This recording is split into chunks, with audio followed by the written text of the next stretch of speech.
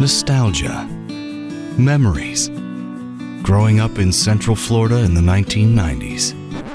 What a bunch of sappy crap. It's the Sappy Crap Podcast. Starring Steve Bauman and Jarman Day. Welcome to the Sappy Crap Podcast, where the names are changed, but the stories are real. I'm Jarman. And I'm Steve. That's right. The stories are real, at least how our dusty brains have kept them. At this point, they're so long gone, they're just whispers in the wind. And we're here to tell stories that only two longtime best friends can. So buckle up while we talk about food. Food. And we actually have some feedback before we jump into that. From our Being a Cad episode, which you can catch a couple episodes back, I believe, we have from Sean Vanderloo, our old friend of the podcast and one of the hosts of the not Sci-Fi Waffle. Cosmic Pizza. I was going to say Sci-Fi Waffle, his old podcast, and the Soul Forge. He says on YouTube, fantastic episode, laughed out loud several times. Could have been a Soul Forge episode, LOL. Well, thank you, Sean. Yeah, it was risque. It was out there. That was probably one of our more saucy episodes. So check that out. But we're going to talk about food today. So what's the first thing you want to talk about with regards to food, Steve? Well, let's open with a question like we always open with. What was the first thing you remember being able to cook independently? So I have two answers. One is the easy thing that is not really cooking, but when I'm left home alone, my parents would work late and I'd be kind of fending for myself for dinner, which is fine because I was old enough and I think I was probably into middle school at this point. And I would make ramen noodles, or I'd make a Hot Pocket, or I'd make Chef Boyardee. Because those are things that were there available to us. And sometimes I just eat it right after school, and then I'd be hungry when my parents came home. We eat again, so it was fine. I had a voracious appetite. You were a growing boy. But the first thing I cooked on my own, like that was a real meal, that was probably not until college. When I'm on my own, and I just figured out how to make spaghetti with ground beef or ground turkey, as I usually would do it. Nice. And some sauce, and I'd get creative and add some onions and garlic. But for years, that was pretty much all I had, was that I could cook. And I could do that, maybe stir fry. That was it.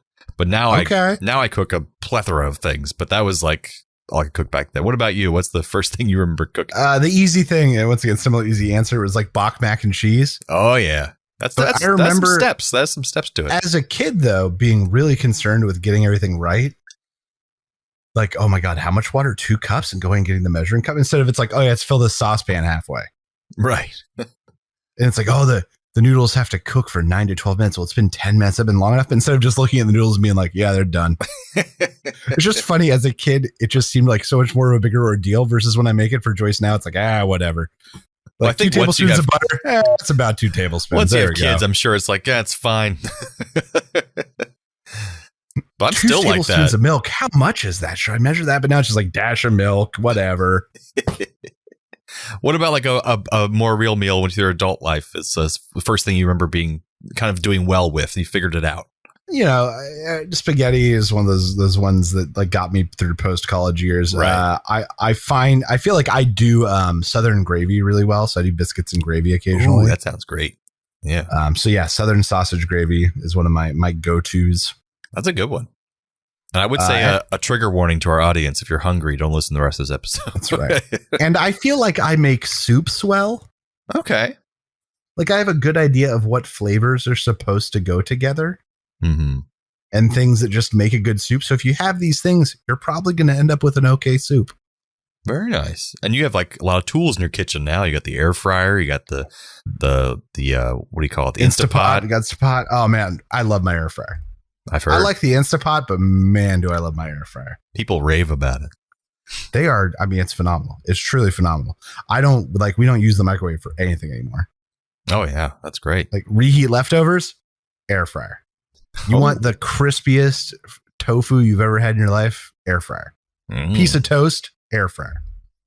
That's pretty great. I gotta get me one of them. I told the toaster to take a friggin' hike. Well, I've been a longtime proponent of using an oven or a toaster oven, if you got it, to reheat pizza leftovers. Because, man, if you take the extra time to preheat your oven, plan ahead, like you're going to take a shower, preheat the oven first if you want to have some leftover pizza later, put that in the oven. It is just as good, if not better, than when you first got it from the pizza place. I'm going to one up you. The air fryer is better. Oh, I bet. I never even used it. It has a reheat button on it. Mm. That's just perfect. Just perfect. That's awesome. I didn't know it could do things like that. That's great. My God. Well, we have one that has like 9 buttons. There's some with less buttons.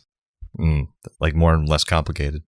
Yeah, exactly. Well, now the girlfriend and I, we have Every Plate, which is one of those meal delivery services, one of the cheaper ones because there's less selection, but it's, it still made it so it wasn't more expensive than us getting groceries, where a lot of them are more expensive than if you just got groceries. Right. This one we actually calculate, that's actually kind of around the amount we were spending on groceries, but we get different meals every week, and I cook them, and I learned so much because I've done probably, over 100 meals with that now, and I just like cooking all different kinds of food and fish and chicken and pork and beef. And it's been wonderful learning that there's this whole world I never was exposed to. but growing up, I said that I did mention that I ate a lot, probably you with me, a lot of Chef Boyardee ramen noodles and Hot Pockets. I remember you guys always had just so many Hot Pockets in the freezer. We had the big box store. My mom would go to the Costco and she'd get the big, huge package of Hot Pockets, and we get the Chef Boyardee in mass. It was wonderful. But what are some of the foods you had growing up at your house that were kind of the staples for dinner that you would have with your parents and that kind of thing? So my favorite, like the thing that will always be like my favorite thing was my dad's tuna noodle casserole. Ooh, I love some tuna noodle casserole. Absolute classic casserole. And just, it was something that Dad and I had a lot. Yeah. And then another thing that was more so when we went to visit my grandmother. And once my dad explained it to me, because I thought that it was something they had all the time, but it wasn't. It was my dad's favorite. So when we went to visit Grandma, she made it because my dad was visiting. And that was a dish called slum. Which is like very much like Depression era dish. Sounds like it. Very much Depression era dish. That's just noodles, ground beef, celery, onion, crushed tomatoes, and like cheese. And not even like real cheese, like Velveeta cheese food product. Oh my God, I had that when I went to your dad's retirement party. Yeah, probably. It was delicious. I make it when I go. Really irks my mom. I remember she was like, "So you're here for your birthday? What do you want to do for your birthday?" I was like, "Let's do slum." And she's like, "So you don't want like fish or something healthy, something nice here?" And I'm like, "Nah, I want slum." It's got wonderful things in it. It's just wonderful. It's a classic. What about you? What was the thing that your parents made that you just loved? Well, my mom has always been an incredibly hard worker, and either she was in school growing up because she got 2 doctorate degrees, or she was doing night school while working, or she was just working late at the law firm she works at. So she didn't have a lot of time to make these completely complex meals. But when she cooked, my sister and I, we loved it. And it's nothing that a normal circumstance you'd be like, oh, that's a gourmet meal. But she had spaghetti that she would make, and her secret ingredient was ketchup. And it sweetens up the sauce, and it was delicious. Zesty. It made a sweet zesty sauce. It was nice. And Hamburger Helper, which is a classic. It helps. Oh yeah, it helps busy parents make some food for their kids, and it's freaking delicious. I don't care what anybody says. We did some Hamburger Helper too. Tuna Helper as well is pretty good. I'll throw it out there, and it's cheap and it's affordable and it feeds the kids. And the staple she had though, which I think she got from her mom, was she called it "Mommy's Good Noodles," which is adorable. But I still call it that today. But it's basically egg noodles, those thick noodles you can buy in the store. And then cream of mushroom, either cream of mushroom soup, or I think there actually is just a thing called cream of mushroom from Campbell's. Yeah. And then maybe some milk in there, and with some ground beef or some chicken sometimes. And it's just this delicious noodles you'd never think to put cream of mushroom on. And that's what you described as basically tuna noodle casserole. Oh, that's literally what you just described. Didn't even realize. Yeah. We would just put it in the pot. It wouldn't be like a baked thing, but okay. Yeah, and it was just... You put it in a baked dish, put it in the oven, you got yourself casserole. That sounds wonderful. I didn't know it was with cream of mushroom. That's pretty cool. Yeah. And then the other thing was from my grandmother. Like you said, your grandma had a thing with the slum. My grandma, I think I might have talked about this in the holiday episode, but she made this amazing Southern potato salad. And it was just... It's very plain by itself, but she served it to us warm, which is very unusual for potato salad, but it might be a Southern thing. And it was just delicious. And now, thankfully... My aunt has the recipe. She makes it, and hopefully I'm going to grab it from her, if I can someday. But it's one of those family like the things. Friggin' Hamburglar.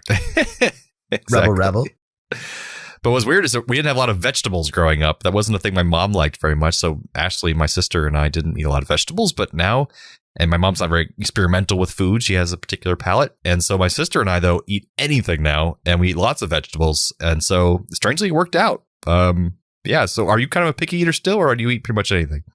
I eat a lot. There's some ingredients that I will just never like. I don't like most seafood. Oh. I don't care for shellfish at all. Love shellfish. I like raw mushrooms. I don't like cooked mushrooms.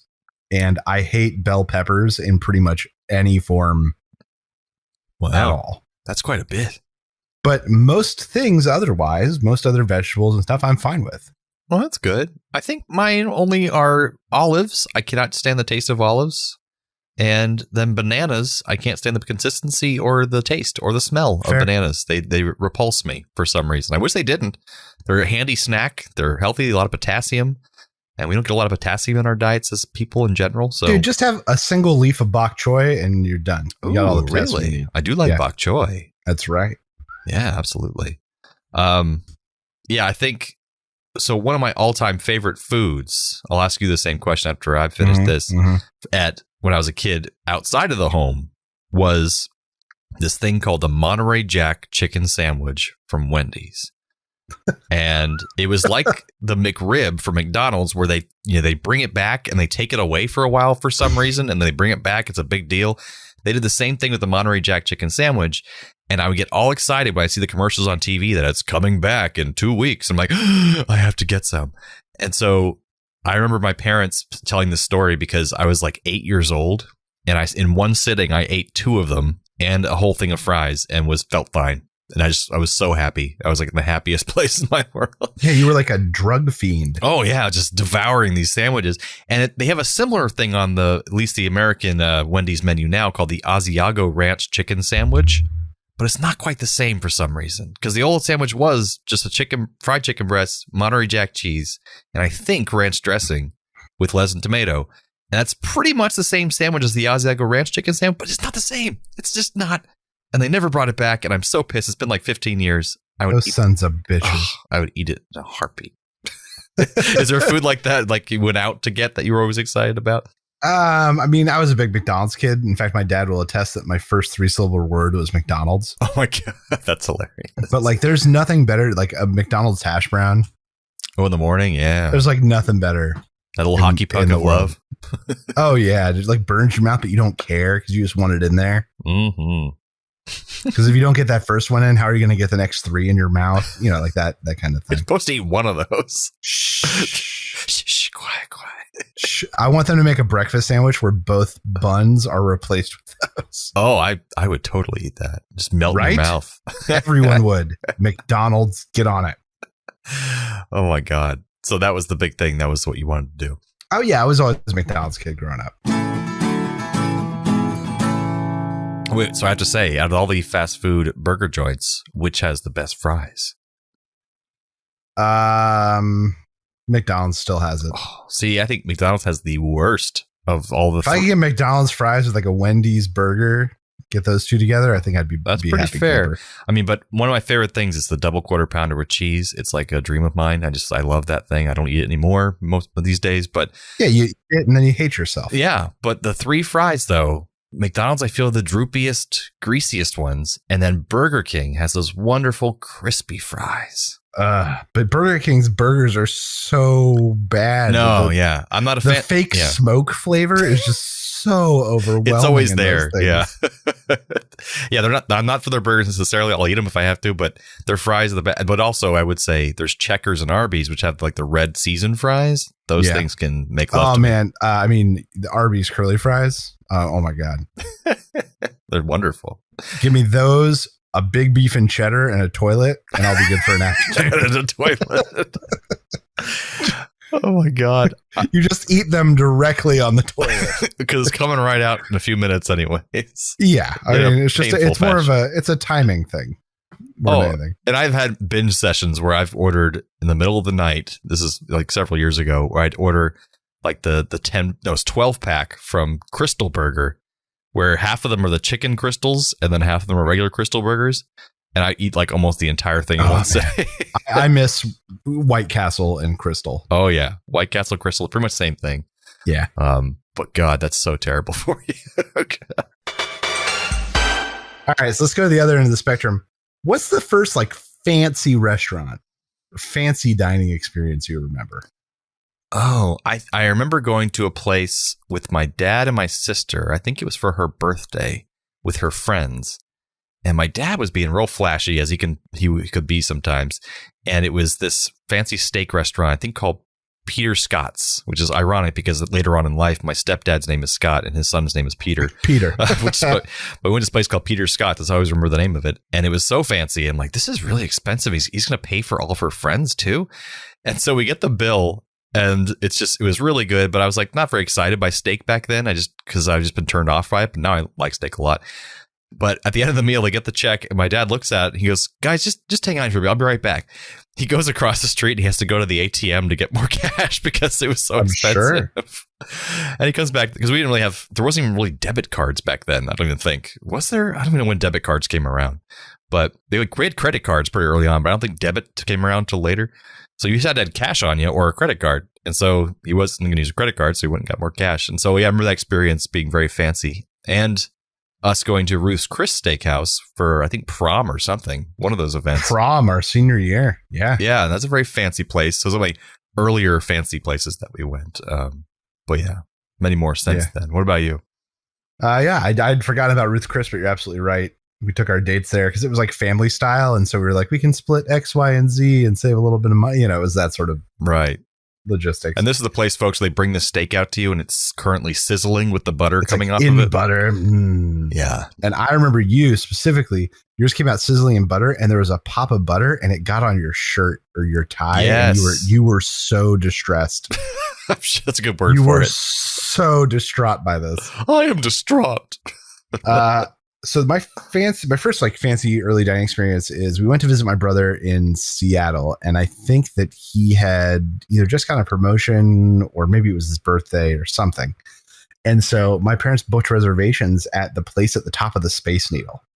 Oh, nice. It might be called like the Skyline. I don't know. I can't remember the name. Mm-hmm. And I was 12 or 13, and I remember he went on their website and looked, and they had a dress code. Oh. The fact that they had a website was kind of amazing, but it was Seattle and it was sort of an expectation. And he called them and talked to somebody and he's like, so I've got my 12, 13-year-old son. We didn't bring any dress clothes for him. If I bring him in like a shirt and shorts, is he going to be allowed in? And they said, no, absolutely not. Yeah, not shorts. So my dad was pissed. So we go out to like the Gap and buy me a pair of slacks and a nice sweater. And we had to buy me a pair of shoes because I only brought sneakers because we were going on vacation to Seattle. Right. And my dad just spends all this money to get me this thing. And we go up to the top of the Space Needle and there are people up there just dressed in whatever the hell. What the hell? All over the place. Guys in Hawaiian shirts and shorts, people in flip-flops. And my dad was pissed. I would be too. My dad was so pissed that he had spent all this money to get me an outfit for nothing. Oh, jeez. The things I remember, the Skyline is really cool. And if you haven't been to the top of the Space Needle, it actually rotates. Yeah. So you rotate about once an hour. So in like a 2-hour family meal, we got to see the whole city twice, like all of Puget Sound 2 times. Not only that, the center spins, but the outside wall doesn't. And so because of that, people can leave notes. And so like tables are writing each other notes or like asking for recommendations on what to get and then putting it on the thing. That's cute. And it would go around and you'd take a note off and write something and put it back and it would keep traveling around. It's like a communal experience. Yes, that was pretty neat. But yeah, my dad was pissed. And I went to one similar to that. There's the Westin Hotel in Atlanta when I lived in Atlanta for 5 years, I think it was. And normally I couldn't really afford to go there, but I think I went for a Valentine's Day drink once with the girl I was dating at the time.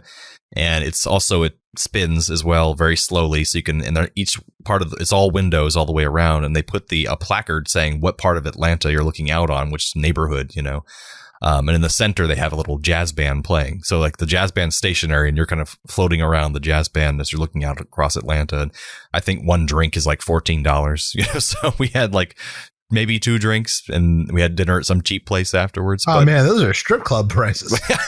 I wouldn't know. What a $22 Michelob. Yeah. What are we at the airport? What's going on here?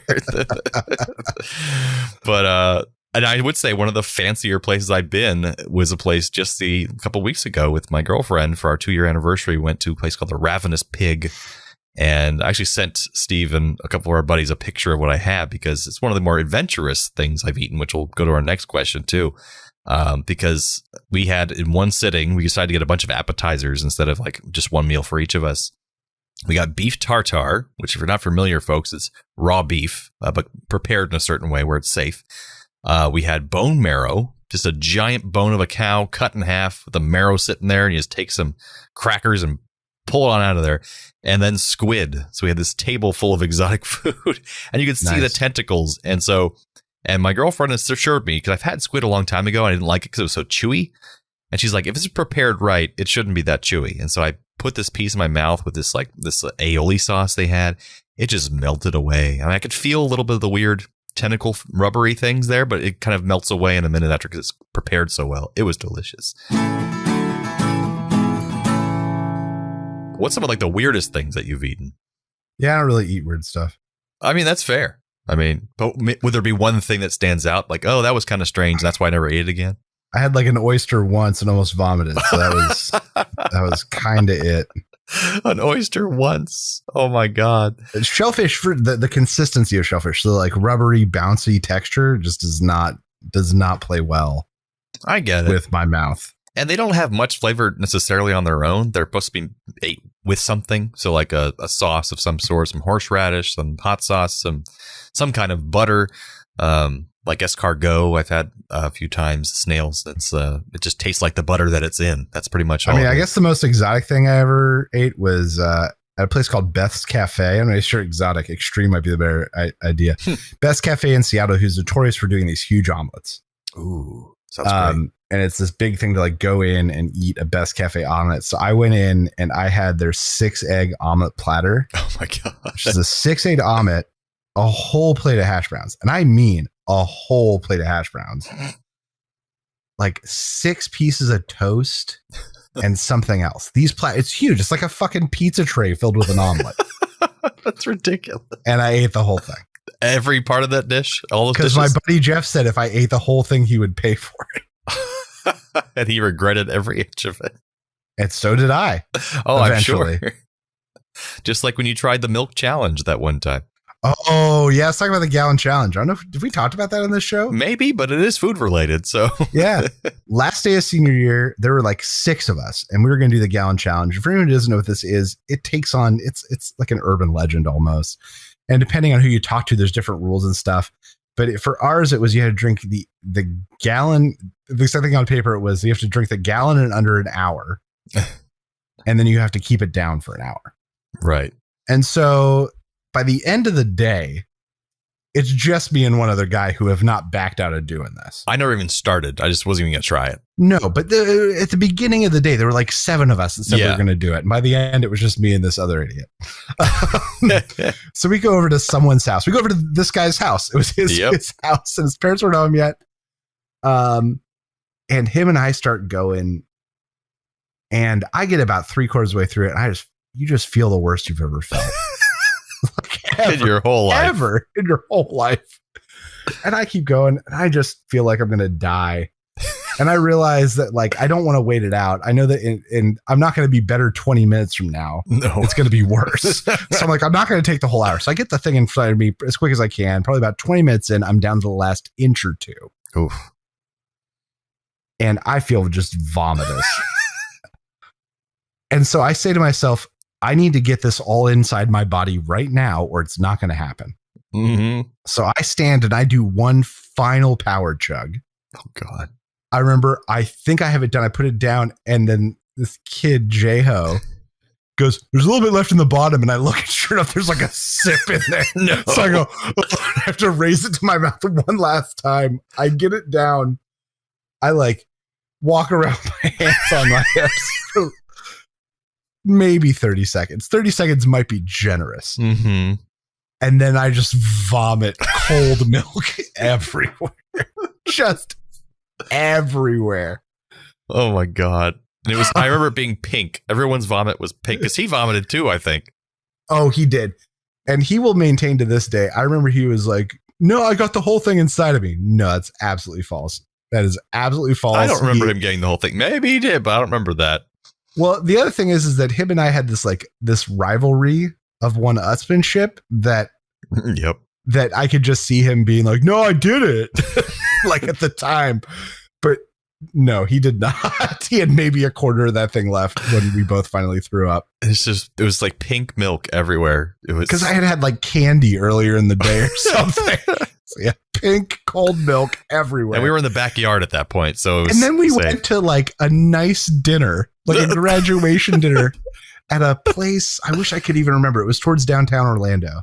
Mm-hmm. And we sat at a big round table and there was like a mural thing on the ceiling. I wish I could remember what the hell it was called. Oh, it wasn't like Buca de Beppo or the Bubble Room or something. It was not either of those. I can assure you of that. Oh man, I don't know how you ate dinner after that. I ordered a big glass of milk and just went for it. Let's have some more milk. Sounds like a great idea. I'm in the mood for dairy. Anyone? Well, I don't do any of those challenges, but I also have tried. The only thing I think of is tripe, which is basically, I think, pig intestine. It's cow stomach. Or cow. No, it was intestine, though, not stomach. Definitely because it's tubular. It's in little tubes. Then that wasn't tripe. No, tripe is the intestine. Stomach, they call the other name that's in ramen and stuff. There's a name for that. But anyways, needless to say, it was with our the first or second stomach of a cow. First or second stomach. They have two stomachs. Yes, they've got multiple. Well, so what you had is I think chitlin, technically. Is that what it was tubular. And not like tubular do, but like it was tube-like. And it was I'm just saying. Yeah, I've also chitterlings are intestines. There we go. Well, it was in pho, which I like pho, the soup, the Vietnamese soup. That's how it's pronounced. And it's we have a Vietnamese friend growing up who we talked about in the podcast before. Really cool guy. And he took us to an authentic Vietnamese restaurant. I think Steve might have been there. And I remember going to one such place with this individual. It may not have been this one. And it was in Little Vietnam, which is an area of the place we Orlando. went to. We got crispy duck. I remember that's probably delicious. He took me to like a real Asian restaurant. But I ventured to get this in, even though he told me what it was at the time, I still got it in my pho because it's like the most traditional way to get it. And I try things all the time, but this thing is just not worth eating because it was just so rubbery. You lose all the flavor by the time you're able to chew it down to swallow it. It's just not worth eating. So there's some things like that, they're adventurous for the point of being adventurous, but like eating crickets and stuff like that, I'm not going to try because it's just going to be, I've heard people tell me it's just gritty and kind of like, it'll taste like whatever they put on it, like a Dorito, but right. At the same time, you're eating a bug and it's going to be gritty and gross and not feel nice in your mouth. So I just don't want to eat that, but I'll try brains at some point. I'm sure they have a nice consistency. Yeah, maybe. But Steve is not interested. No, you let me know. You let me know how that goes. Yeah, I'll let you know. But otherwise, I put hot sauce on everything. That's my last little food tidbit is I just love hot sauce on everything I can possibly have it on. Yeah, the things that so you're in Florida where like most things are open, but here indoor dining is still very tough, and the fact that we have two little ones makes it even tougher to pull off. Yeah, but man, I want to go so bad. Have you experienced hot pot? Hot pot? Yeah, absolutely. Oh my gosh, we discovered it relatively recently before the pandemic, and then it hit, and I just want hot pot so bad. Yeah, it's basically where you have a pot in the middle of your booth, typically at these places. And so they give you the raw meats and stuff like that you basically put in the boiling water and just cook yourself, basically, the kind of thing. It's kind of it's different flavored broths. You get spicy broth or pork broth and that kind of stuff. You cook meats, but then you also have potatoes and vegetables and stuff. And it's a big communal experience. It's fun. And it's fun and it is delicious. And then at the end, you have the broth that you've basically flavored with the things you've ordered. Yeah. And so typically the last thing you have is the noodle, and then you like make your own noodle soup out of the things that you have already had. It's pretty amazing. It's amazing. If you have not tried hot pot, there's all different types depending, like basically every Asian country has its own version of hot pot. Oh, I didn't realize that. Okay. So depending on the country origin it's from will depend on the type of hot pot you experience and the type of ingredients that are offered and that sort of thing. I thought it was nebulous as to where it was from. But I'd say on that same note, from kind of foreign food that I tried once, which was really good, which I tried twice now, Ethiopian food. An Ethiopian restaurant, you typically get a big bed of stuff that's on top of this spongy bread. And the idea is it's supposed to be communal as well. And everyone just digs their hands in there and grabs the spongy bread underneath and just kind of rips off a piece with the stuff on top of it already. Yeah, the bread is your utensil. Yeah. And I don't deal well with that because of germs and stuff since I was a kid, and especially not in pandemic area. That doubt an Ethiopian restaurant survived this pandemic. But if I had my own little plate of that, I'd be happy with the spongy bread and the stuff they eat with it. It's delicious. So definitely worth trying that out as well. Yeah, Ethiopian food, spiced, not spicy. Oh, I like it spicy. And then just straight to the toilet. And what's like one genre of food, as a little closing thing if we must, let's close it up, of food that you just don't typically like, you know? That's it. Seafood for me is really rough. I'll enjoy the occasional whitefish, occasional salmon, but it pretty much ends there. Well, what about like an ethnicity, like a country kind of food, like as opposed to just seafood in general? For me, it's not even like generally. It is really tough to find good Thai food. Oh wow, we have a lot of good Thai food in Orlando, and it's honestly it's because we got so spoiled in Seattle.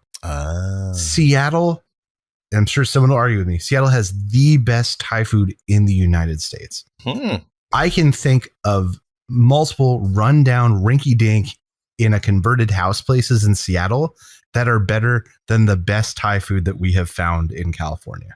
That's saying a lot. Like if you're ever in Seattle, go check out Kwan Jai Thai or Tup Tim Thai. One is on the bottom of Queen Anne Hill, one's in Fremont, and they are both phenomenal. And they're both the rinkiest, dinkiest places you can imagine. Those can often be the best. I'm telling you, some of the best food I've had has never been in, I mean, not never, but typically not in the most expensive of restaurants. It's in places that you just find and that are affordable, and they give generous portions. Whereas you go to an expensive restaurant, pay 2 or 3 times as much, get about a fourth of the amount of food. And rarely is that worth that quality.